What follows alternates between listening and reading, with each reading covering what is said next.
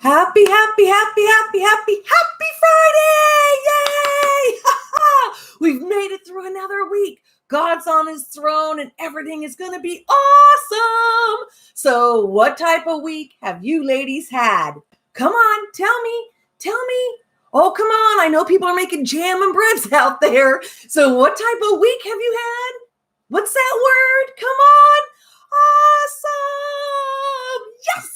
Oh, yes. Let's get that in our system and just really remember that when God is on his throne, which is always, everything else will just go great if we just surrender our own wills to ourselves. And now I saw in chat that some people are making bread and jam for Pastor, but you know what?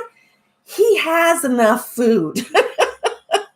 He always wants more, but he does love the food and he does appreciate the joking around, ladies. So don't worry, you're not committed to anything, no matter what he is saying in chat. Okay. Now, this is part 2 of our lesson on relationships. And last week went so fast. I only got through like a page and I have my notes. So we're going to dive right into it so that hopefully I will get the rest because as you guys know me, I've added more to it. So let's just go ahead and dive right in. So the main thing about our relationships, again, I want to renew it, is that the number one relationship within our own lives should be God. God should always be first. If we make sure that we do this, then all the other relationships will fall right into place. And also know that I'm using the main thing for our lesson today. Excuse me, I lost the train of thought.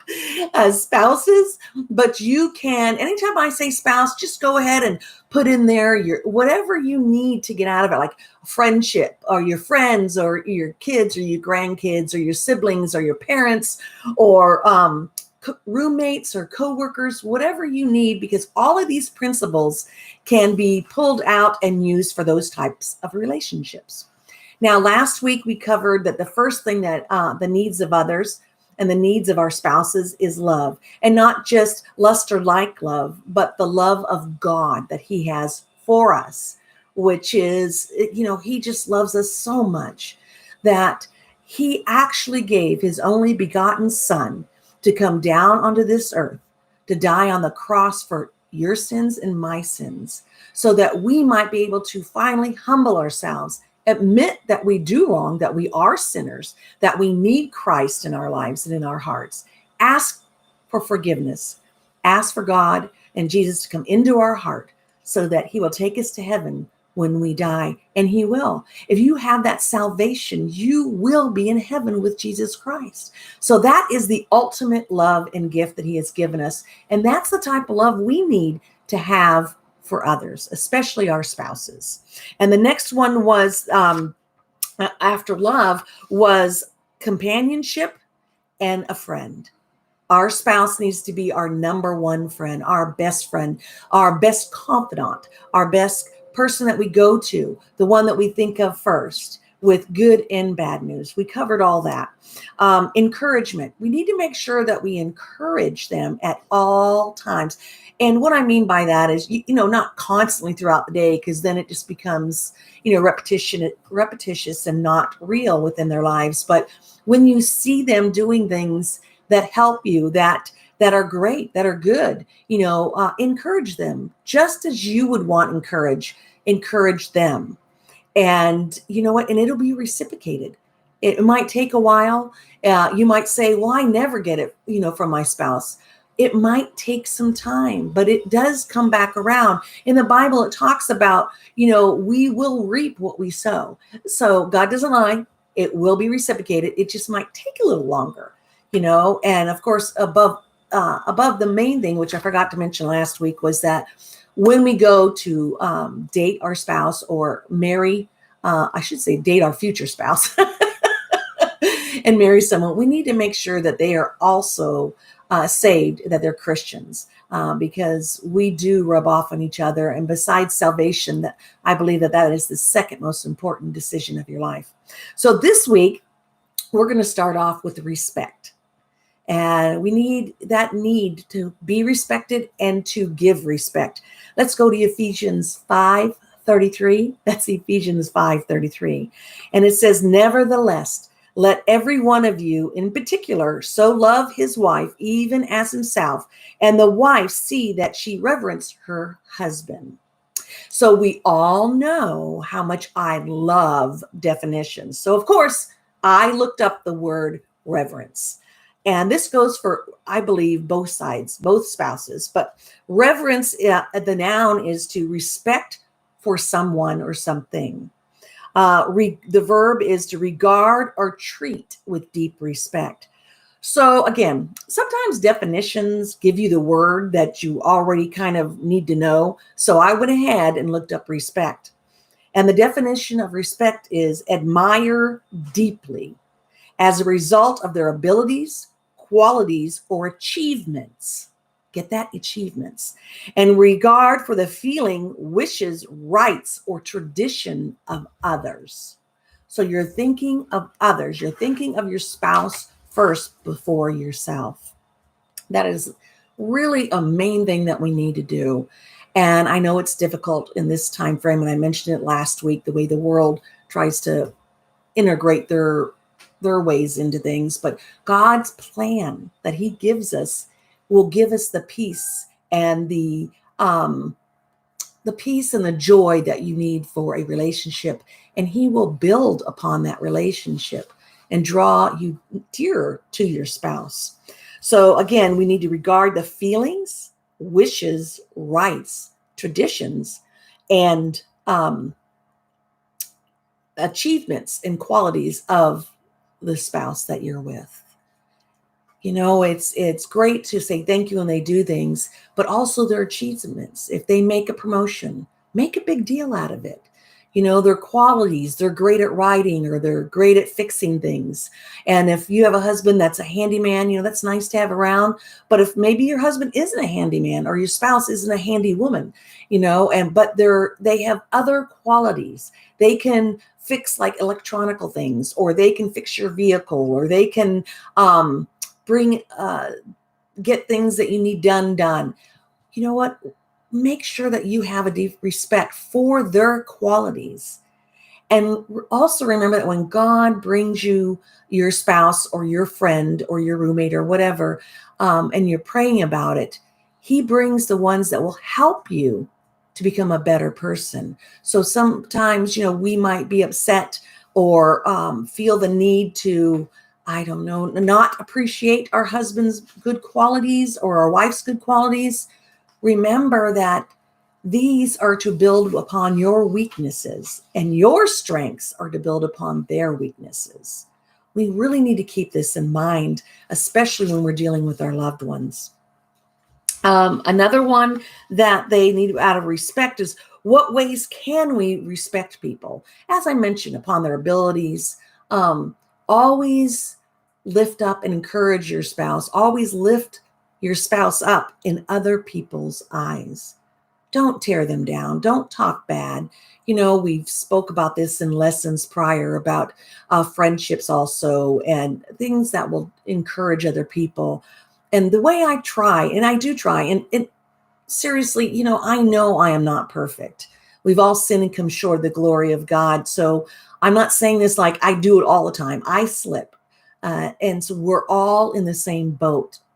But the main thing that we need to do when we're talking about our spouse to another person is this comment that I'm making, or is this subject that I'm bringing up, is this going to elevate them in that person that I'm speaking with, or the people around that are hearing, in their eyes? We want to encourage and uplift our spouse at all times. This will help us to start to look and see things differently about them, which I think is great. Another aspect that we need in a relationship is help. It's pretty simple. Help. And each family is different. Each personality is different. So think upon it on what you need within that particular help area. We have different needs that we have within our abilities. And so let's see, find ways that will help your partner or your spouse or your coworker or friendship or roommate. And the number one thing in helping build our relationships is prayer. And not just praying for them, which is very, very important, but pray together. It brings a closeness. And it doesn't always have to be every time you have quiet time. I know there's a lot of couples out there that have their quiet time with the Lord, with each other, and that is awesome if you can do that. I think that is an amazing thing that you can do. But there are also couples out there that have their personal time with the Lord alone, and then come together and have an additional time with the Lord together. And that is also a way that you can do it. You could, if you, a person that kind of likes to keep your prayer life a little bit just between you and the Lord, it's okay. Then just pray about different things that you're doing without the day. Pray for together, maybe before you go to work. Pray when you get home. Pray for things of relatives or relationships that within your lives itself. But find something to pray together with. Pray for missionaries. Pray for your pastor. Pray for your pastor's wife. All these things are good to do together. It'll draw you closer together. Another one to help your spouse, find some chores they don't like.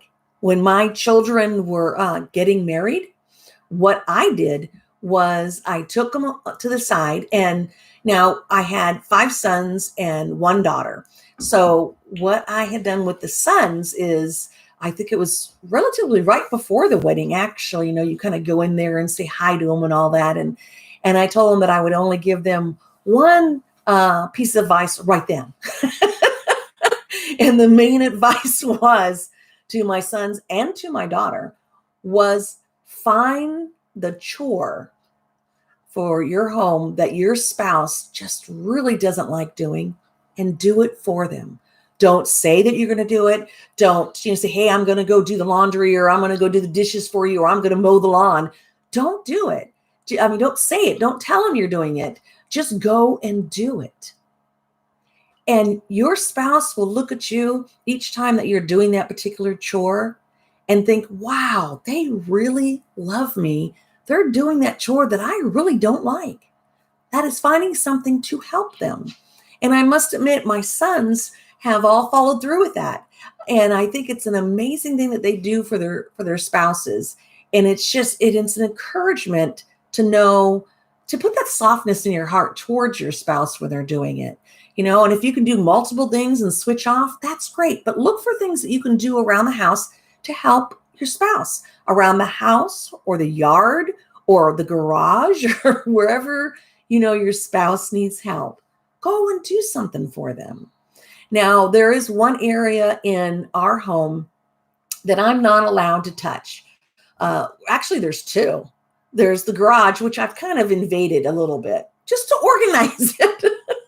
Well, actually, so I can get out of the car and, walk without falling. But it's his office. It's this in here. And I'm not allowed to straighten things up. And you're seeing the backside because that's the clean side, but or I perceive as clean. But Pastor likes to have things out an arm's reach. So on his desk, he might have certain papers that maybe I wouldn't have that way. And you know what? It's okay to be different. That's why it's a good match. But just, if you really feel like something needs to be taken care of in that area that maybe you shouldn't be in, ask then. Say, hey, can I help you straighten up? Or would you like this to be a little different? And just assist them in doing that thing that needs to be done that maybe they don't really want to do. Another thing that you can do for your spouse is make appointments for them. Sometimes they're too busy to make appointments with doctors or friends or whatever. Make appointments for them. Do it for them and say, hey, here you go. Here's the time and date. I've always found that very helpful. Take a piece of the load off of them for a bit. If they're feeling a little tired today, tell them to go take a nap. Tell them to go walk. Tell them to go sit out back and do their things around the house that they need to do for them. Give them a bit of a rest. Give them a bit of a rest from you. Now, I know that seems odd, especially since last week I talked about vacations and all that. But sometimes as human beings, we just need a little time separate, alone, a little quiet time. where nothing can be, weighing on us. Pastor has always been a loner. He likes to be alone. Um, as we've been married for 43 years, I have gotten a little bit that from him. I like to have my alone time, not long, but just a little bit. But I let him go and do his thing, and I leave him alone, even if it's just for an hour to watch some show that he likes, or to take a nap, or to go out back and be with his fish in his pond. But leave them. And especially during the pandemic right now, a lot of people are working from home. If your spouse works from home, either prior to the pandemic or now, leave them alone. Quit interrupting them. Quit coming in. You can go in and give them a drink or something. That's fine, but just let them be. Just let them have their space. It's okay to have some separation. Another one is projects. Do things together. And be a help, not a hindrance, of course. At work, they call this team building. As when you're raising children, you say a bonding time. Find something to do together that they enjoy. And maybe you'll enjoy it too. Or maybe you find something you enjoy that you both enjoy doing, And ladies, just so a hint, the majority of men don't like to go shopping. They like to go in and out, and that's it. Don't do that together time, that bonding time, shopping, because it probably won't go the way you think it will. Another one that's extremely important, and I want you all to hear this. This is both sides of the spouses. So husbands, listen up. Hello. And wives, come on. Listen to them. We say that we'll sit down and, we'll have a talk or we'll have a conversation, but you're not listening to them. As human beings, we tend to think within our head what we're going to say to respond to that person. That's not listening. It isn't. What you're doing is trying to figure out what you're going to say to that person. You're not listening. So take the time, take a breath, exhale, and listen to what they're trying to tell you. It is a very, very good thing to have within a relationship. That's why God gave you two ears and one mouth, was so that you would listen more and less talking. And some of us talk a lot more than others, and so their ears get tired. But stop and listen to your spouse. Come when they're talking with you, be in the same room with them. There's nothing less signs of listening as walking out of a room when someone's talking, or starting a conversation when you're not even in the same room. So stop, listen, and then ask questions. It's an important, very important aspect to listen to your spouse. So right now I want to look at some wives in the Bible. All right. So we're going to look at some wives that were good helps to their spouses. Okay. So Sarah in Genesis 21:12, she gives advice and tells Abraham to listen. And God tells Abraham to listen. So it's Genesis 12:21, and she's talking about okay, so I'm just going to read it because I'm losing train of thought here. And God said unto Abraham, let it not be grievous in thy sight because of the lad, and because of thy bondwoman. In all that Sarah hath said unto thee, hearken unto her voice, for Isaac shall thy seed be called. So God tells Abraham to hearken or listen to Sarah's voice. God wants us to pay attention to our spouses. He gives us our spouses. If we seek God's will when we're looking for a spouse, God will send one to us. Instead of looking out of our own eyes, have God look for them and bring them to us and hearken unto them. Abigail was another one, was a good advice. And she gave good advice in 1 Samuel 25:3. And it says, she was a woman of good understanding. So when God gives you your spouse and you pray about it and allow him to do it, he gives you not only someone that's a good for you and that you need to listen, but that he'll give you someone of good understanding. So we need to have good understanding for our spouse also. Pontius Pilate's wife did in Matthew 27:19. And she tells him, "Thou have thou nothing to do with this just man," when she's talking about Jesus to Pontius Pilate. She's telling him, don't do it, don't do it. So Pontius Pilate needed to hearken unto her and seek her opinion because she had good advice for him. Some bad advice some women have given their spouses. Eve, in Genesis 3:6, where she gave, the forbidden fruit to him and he took it. Ooh, that's we as spouses have to be very, very careful and very prayerful in what advice and what we give our spouses, because it can be the wrong thing. We need to make sure that. And then Sarah, poor Sarah, she was a great woman of God, but she made errors. So when we make errors, we have to realize that even the women in the Bible that were good made errors in their judgment. So don't, beat yourself down, but take note of it and watch it and be prayerful. So Sarah tells Abraham to go into her handmaiden. I don't know about you. There ain't no way my husband's going to be going into some other woman, and I'm definitely not going to be telling him to do it. But she did. And that was bad. So we got to be careful of that. And so we don't want to do that. That was Genesis 16:2. That's where she tells him to do that. And whoops, I messed up my pages here. I'm sorry. So Genesis 16:2. I have thrown away stuff. Okay, so then and Jezebel. Jezebel is another one that was, well, we all know she was just an awful, awful woman. She really was.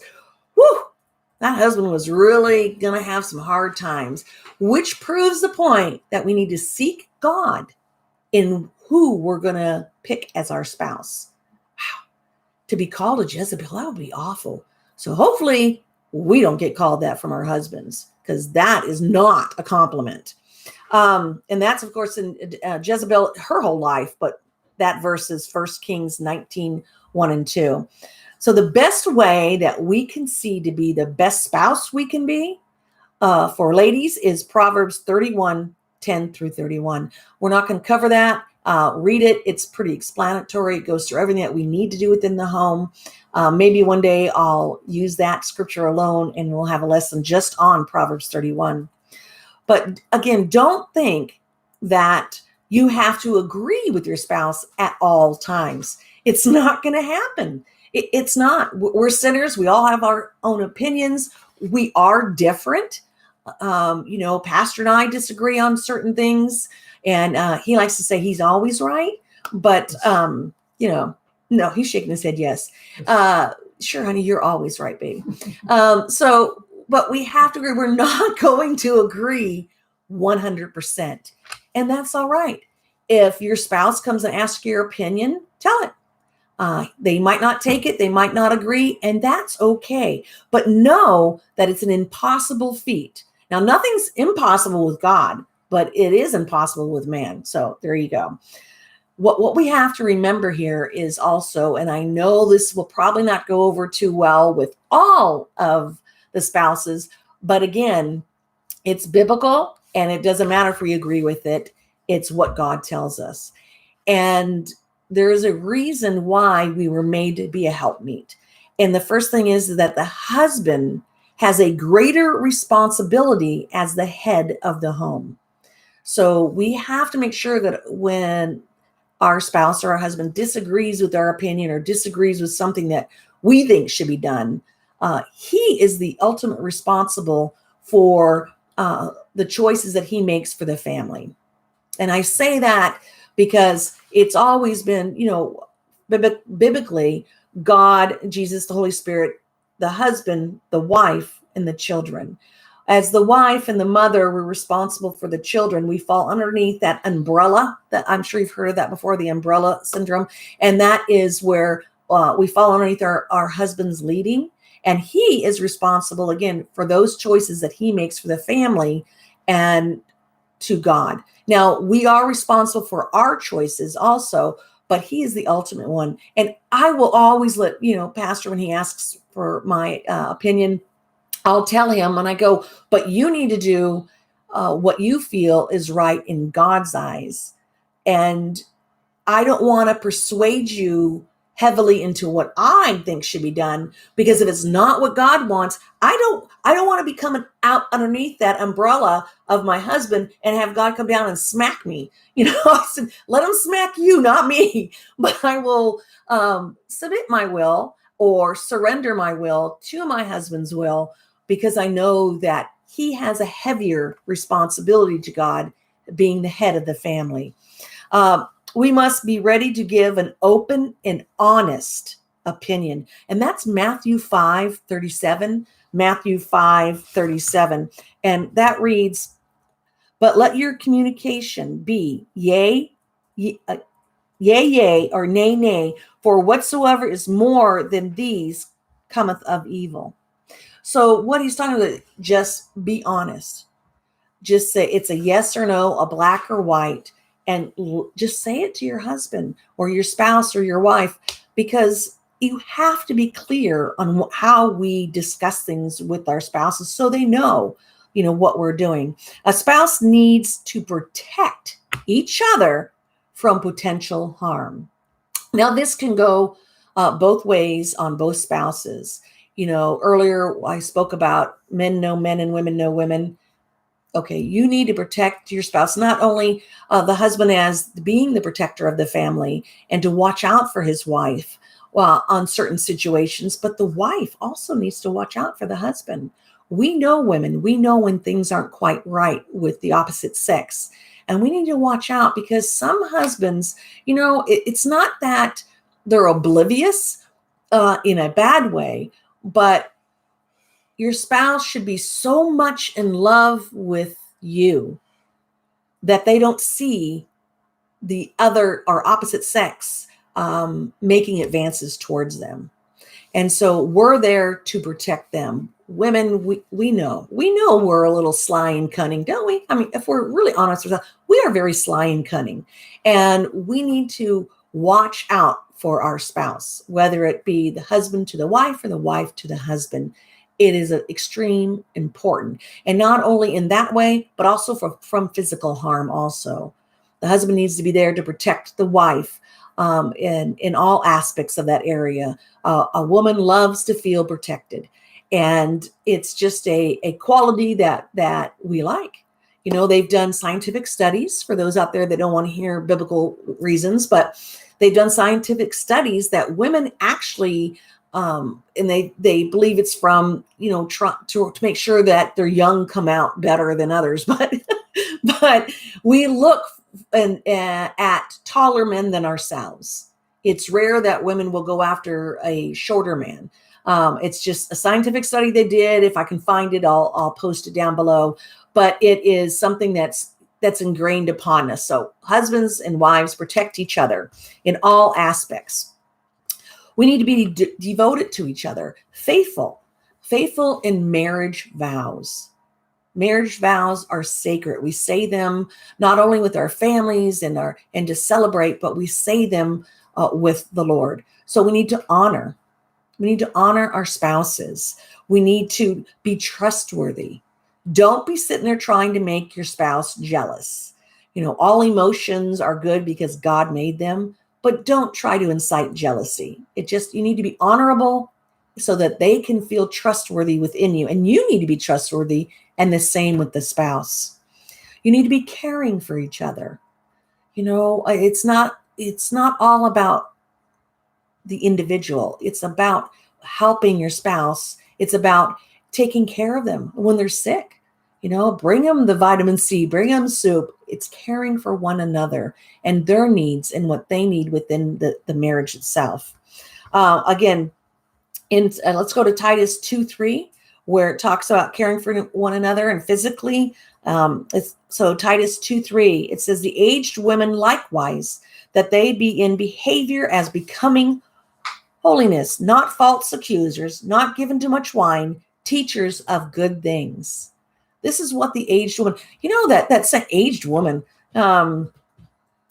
Yeah, I don't think any of us are really aged. What do you guys think? But I know what they're talking about, the more mature woman, or, the life that you've been through, because I have come in contact with women that are physically older than myself, but they haven't had life experiences as some women have had. So let's go with the experiences, the wisdom that God has given them, and let's help the younger ones to care for their spouses or within their relationships. Titus also says in 2:6 that young men likewise exhort to be sober-minded.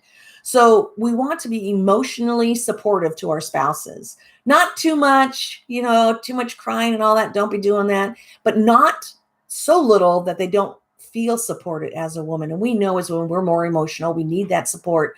But men, come on. You gotta come and help us be supportive emotionally and physically, which means praying also for your spouse. Be a prayer warrior for your spouse. Pray for them daily. When they're going in for things or they're going to have a tough day, start praying for them. You don't have to run to your prayer closet. You can do it within your mind and speak with the Lord ASAP when they need it. But pray for it. Pray for your spouse more than anything else, okay? We will never be perfect in this earth. We'll never be the perfect spouse, perfect friend, or perfect church member, but we can be a really prayer warrior for them. In Philippians 2:4, look not every man on his own, but every man also on things of others.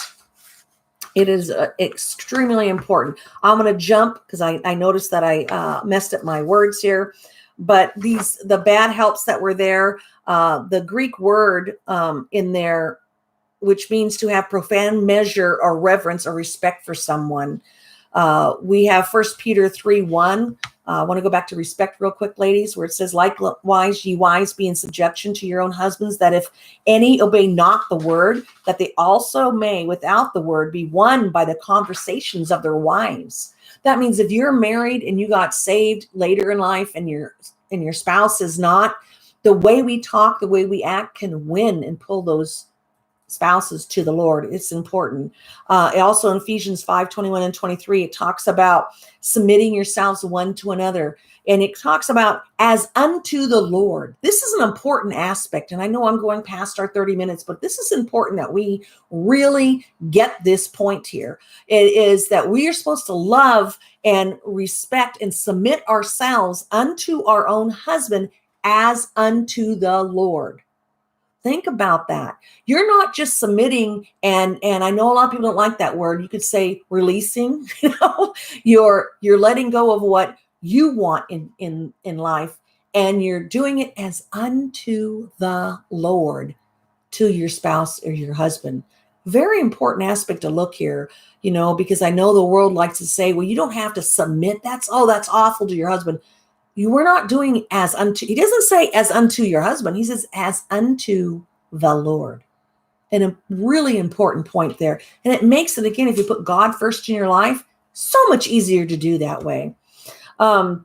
He also talks about that where for the husband is the head of the wife. We spoke about him being the head of the family, even as Christ is the head of the church. And he is the savior of the body. Husbands, love your wives, even as Christ also loved the church and gave himself for it. Some wrongly believe that submit is bad, but it's not. It's good. And others, this doesn't mean that we tolerate bad behavior or being harmed by our husbands or by our wives. That's not what it means. So that's off the table. But the Greek word submit is, how's that said, hon? Hypotesso. I wouldn't have been able to pronounce that without him. It is directly related to respect, and it refers to the wife's recognition of an ordered structure in which her husband is a person to whom she should show appreciation and respect as unto the Lord. Wow. Now, I know as women, we say, well, how come the Lord doesn't ask the husband to do that? Because you know what? As women, we need the love and respect of our husband. But think about what God tells the husband to do. He says that he's supposed to love the wife as Christ loved the church. Think about that. What did Christ do for us? He gave his life so that we can have a better life, eternal life, and more abundantly. So that's a heavy load for the man, as it is for the husband. And know, husbands, that it can become very difficult to surrender as unto the Lord to our husbands if you start trying to tell us that we're supposed to do that. Don't be that way. That's not how Christ would have handled the church. So when we are able to surrender ourselves to you, think of it as a gracious gift that the Lord has given you, that you have a wife that loves you enough that will respect and surrender as unto the Lord to you. Now on Peter says that, okay, so if a husband directs his wife to do anything that goes against God, I want to bring this up, that goes against what God tells us to do in the Bible, it's off the table. Because in Acts 5:29, it says, then Peter and the other apostles answered and said unto them, we ought to obey God rather than man. So you obey God in all things, not just in things that we agree with, but in all things. And a godly, loving husband would never ask a wife to do something that's not according to God's will and his word. So note that no one should ever be harmed. No one in your life should harm you, and no one should harm your loved ones. I want to jump to Ephesians 5:28 and 29, where it says, so ought men to love their wives as their own bodies. He that loveth his wife loveth himself. For no man ever yet hated his own flesh, but nourish and cherish it, even as the Lord, the church. So one other thing that we need to talk about is communication. And I threw this in at the last minute because, well, I forgot to write it down in the lesson, but communication is an important aspect within our lives. You know, we start off as babies not being able to communicate, just cries, and it makes it difficult for those around us. And we start off as babies, you know, everything's ours. It's about me and my thing and what I want, when I want it, when I want it, what I want it, and how I want it. But as we mature, we learn how to talk, and we learn that the best joy that we have within our lives is to give unto others. So one of the ways that God has given us ways to communicate is through our words. So we want to make sure that they're sweet words, that they're kind words, that they're appropriate words. But communication is extremely important in a relationship, in any relationship, but even more so as a husband and wife. So number one, your spouse cannot, this is an absolute truth, cannot, and it's scientifically proven, cannot read your mind. I know you're shocked, aren't you? Yeah. Well, he can't, and she can't. So you've got to be able to tell them and express in a way, in kind ways, what your needs are and what your wants are. And if they can provide it, hopefully they'll do it, you know, or you can adjust, you know, but they can't read your mind. So don't expect them to do. I hear this a lot from spouses where they'll say, well, he or she should have known that. They know me. They don't know your mind. And if we're honest with each other, we change. We change with things we want from the time that we're young until, as the Bible says, aged women. We change a lot. How many times, I want you to think this, because if you're going to argue with me, I'm going to start throwing out facts. How many times have you changed the color of your walls in your house? How many times have you changed the style of your house? How many times have you changed your clothes, and not because you've put on or taken off, but you've changed styles within your clothing? Come on. How many times, women, have you changed your hair color? Nail color, if you take care of your nails. Think about it. How many times have you changed the food you liked? So they can't read our minds. They can't. So be honest with them. Communicate. That's why we have one of these and two of these. Listen to them. They need to listen also. Set a time if you need it. Set a time where you can sit down and there's no distractions, where you're calm, and you can just calmly tell them if something's bothering you that week, or they've done something, or you need help with something. Be clear and precise in what you say. Remember in Matthew 5:37, Yea is yea and nay is nay. Be precise. You're not insulting someone by saying, I want to be clear and make sure that you understand this. For me particularly, I need someone to be extremely clear to me, because beating around the bush, as many of us do, you beat around the bush because you don't want to hurt their feelings or say the wrong thing or be rude. If you beat around the bush, some of us, I don't get what they're saying. And a lot of people are like that. So cut through that bush, be honest, true, kind words, and tell them, talk with them. So set up a time if needed. Be clear and precise. There will be some things and sometimes that they just can't do what you're asking. So only God can. So ask God to help. Talk with him, and also talk with God before you talk with them so that you're on the right level there. Remember not to do this communication time when you're upset. How many times have you been upset and something's come out where you didn't want, or of course at that time you probably meant it, but you don't really mean it. You were just angry and your frustrations, emotions got away with you. So don't do anything when you're upset. Take the emotions out of it. And this is mainly for women, because we have more emotions, the majority of us, than the men. There are some men that have a lot of emotions too, but don't do it when you're emotional, because it won't come through, and it won't come as that loving way that you want to actually tell them. Because if you truly love someone, you don't want to hurt them. You don't want to make them angry or upset. Maybe at the moment that you are, but not truly. So don't do it when you're upset. And remember that if you can't calm down, or when you're discussing having a communication session with your spouse, if you start to feel like you're getting agitated, take a deep breath and exhale. You could even just say, you know what? I'm starting to get a little agitated. I need to stop right now. We'll come back to this. Get up and walk away. It's okay to do that. So stop, breathe, walk away if you have to. And it's, again, a very important thing to do is the communication. So, wow, I am really going long. So I apologize. But the very last things we want to do is we want to do it with joy. And you say, how can I do that? Well, remember the acronym JOY: Jesus, others, you.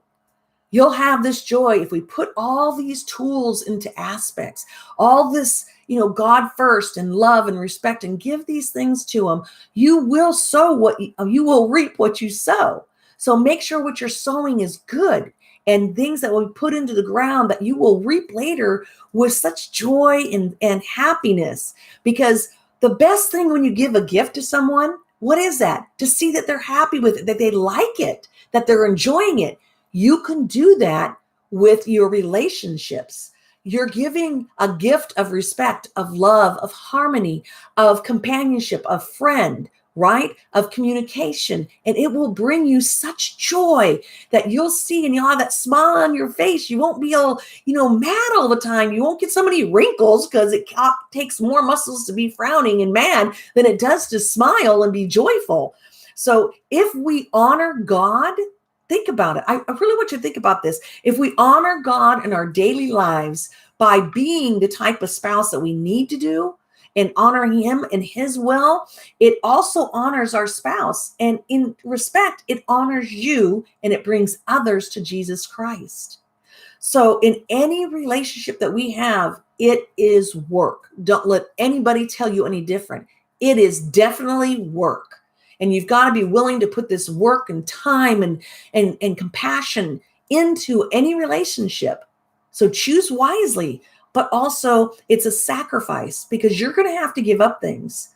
You're going to have to surrender your will to your spouse. You're going to have to love your spouse more than anything on this earth, not more than God, but more than anything on this earth. You're going to have to give up certain things and make a commitment. It's work, and it's hard work, but it is so worth it. When you have a happy spouse, you have a happy life, and you know what? You're going to be in quarantine with them. You might as well be happy and be joy. And it's going to take forgiveness. Now, we are all sinners, and we all need that forgiveness. But with God's help, it's much easier and much more joyful, because one day we are all going to stand before God. And wouldn't it be great to hear the Lord say, well done, thy good and faithful servant? Because we're going to have to give account to God for our attitudes, right? That's right. As Christians, we're going to give for our attitudes, for our actions, for our roles in our lives that we do. How good of a relationship are you going to have with people here on this earth where God can tell you when you meet him that well done, thy good and faithful servant? Is he going to be able to say that to you?